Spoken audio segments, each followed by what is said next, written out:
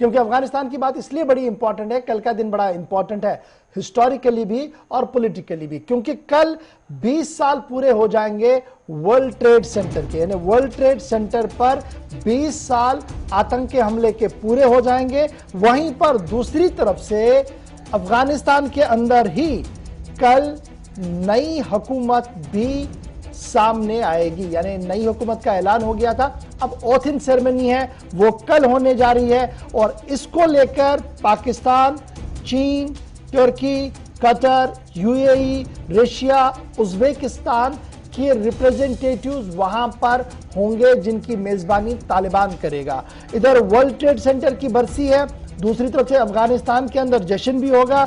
तीसरी बड़ी बात जो अमेरिका की तरफ से इस वक्त साफ कर दी गई है, जो सेक्रेटरी ऑफ स्टेट है बिल्किन, उनकी तरफ से साफ कर दिया गया है कि फिलहाल वो इस पूरे मामले पर नजर रखे हुए हैं और आने वाले दिनों में ही कोई बड़ा फैसला जो है वो इस हवाले से बताएंगे। तो कल का दिन बड़ा इंपॉर्टेंट है जहां पर अफगानिस्तान से लेकर पूरी दुनिया की नजरें अफगानिस्तान पर रहेंगी, पूरे कैमरा के फोकस जो है वो अफगानिस्तान पर रहेंगे कि नया जब ओथिन होगा तो उसके बाद जो नया काउंसिल सामने आएगा उसमें पहली बात कौन कैसे करेगा, क्योंकि आज के दिन भी जब हम बात कर रहे हैं तो बड़ी परेशानियां जो है वो अभी भी हमारे सामने है। सीधे चलेंगे जी, एक दो सवाल हैं बड़े इंपॉर्टेंट। टीपी तैगी साहब हमारे साथ है। तैगी साहब बहुत शुक्रिया सर, धन्यवाद ज्वाइन करने के लिए। बड़ा इंपॉर्टेंट है सर, सुपर पावर अमेरिका और 9/11 का इंसिडेंट, वॉर अगेंस्ट टेरर और फिर कल अमेरिका के अफगानिस्तान के अंदर जश्न।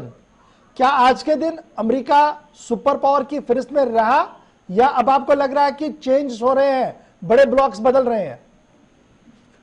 देखिए, अगर एक पहाड़ से एक बोल्डर टूट के गिर जाए तो पहाड़ का कद कम नहीं होता।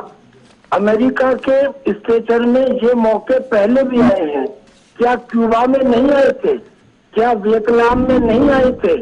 क्या सोमालिया में नहीं आए थे? अब ये अफगानिस्तान में थोड़ा ज्यादा आया है, लेकिन इसका ये मतलब नहीं है कि उसका सुपर पावर का स्टेटस खत्म हो गया। असलियत में क्या इसे इस एंगल से नहीं देखा जा सकता कि ये जानबूझकर अमेरिका ने किया है? अमेरिका का अदावत और दुश्मनी है चाइना से, और चाइना तो अब ये समझ रहा है, वैसे तो वो भी डर में है कि मुझे अफगानिस्तान के अंदर मेरा बेल्ट एंड रोड इनिशिएटिव चल जाएगा, मुझे वहां से फायदा होगा, वहां के जो तालिबानी है वो मेरे उइगर मुसलमानों को पहले की तरह नहीं उठाएंगे, ये वो सोच रहा है। लेकिन क्या ये सच नहीं है कि अफगानिस्तान में जो भी आया वो अपनी उंगलियां जला के चला गया?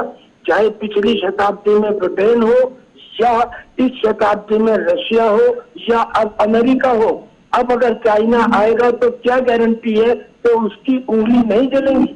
और क्या अमेरिका ने ये जानबूझ के चाइना को नीचा दिखाने के लिए और चाइना में इंस्टेबिलिटी क्रिएट करने के लिए नहीं किया? क्या ये गले से उतरता है कि 3 लाख की फौज मॉडर्न इक्विपमेंट के साथ 70,000 तालिबानियों से जो जाहिल है, कम पढ़े लिखे हैं, जिनके पास पुराने हथियार थे, उनके सामने हथियार फेंक देगी? ये हथियार फेंक दिए गए, इसके कारण कई हैं, चाहे उसमें फौज का तालिबानाइजेशन हो या अमेरिका का जानबूझ के करना हो। क्या ये चीज सामने नहीं आई थी कि अमेरिका ने खुद अशरफ गनी को झूठ बोलने के लिए कहा? उसने कहा कि यद्यपि तालिबान आ रहे हैं लेकिन आप ये दिखाइए कि हम लड़ रहे हैं। क्या ये बात उजागर नहीं हुई? लिहाजा अब एक जरा सी बात से ये निकाल लेना कि अमेरिका का कद कम हो गया, तो अमेरिका को नुकसान पहुंचा है ये तय है, अमेरिका की बेइज्जती हुई है ये तय है, पर इसके बावजूद भी आज की तारीख में भी अमेरिका एक सुपर पावर है। ठीक है सर, एक बहुत बड़ा इंपॉर्टेंट है, चीन की इन्वेस्टमेंट को कैसे देखें, जो उन्होंने आज कह दिया कि $200 मिलियन जी वो फर्स्ट वे में खर्च करेंगे जी। पहले ही अभी कल ओथिन सेरेमनी है लेकिन आज ही उन्होंने गिफ्ट देना शुरू कर दिया। देखिए, उन्होंने सबसे पहले कहा कि हम $31 मिलियन करेंगे। अब वो $31 मिलियन ऐसे है जैसे ऊंट के मुंह में जीरा। और $31 मिलियन में उन्होंने क्या दिया? उन्होंने दिया अपनी वो वैक्सीन जिसे कोई लेने को तैयार नहीं है, यानी कि उस और वो दवाइयां जिनका इफेक्ट अभी सब लोग मानने को तैयार नहीं है। जी। ये तो उसने $31 मिलियन में दिया। आज उसने $200 मिलियन का अगर ऐलान भी किया है तो पहली बात तो ये कि $200 मिलियन भी नाकाफी है।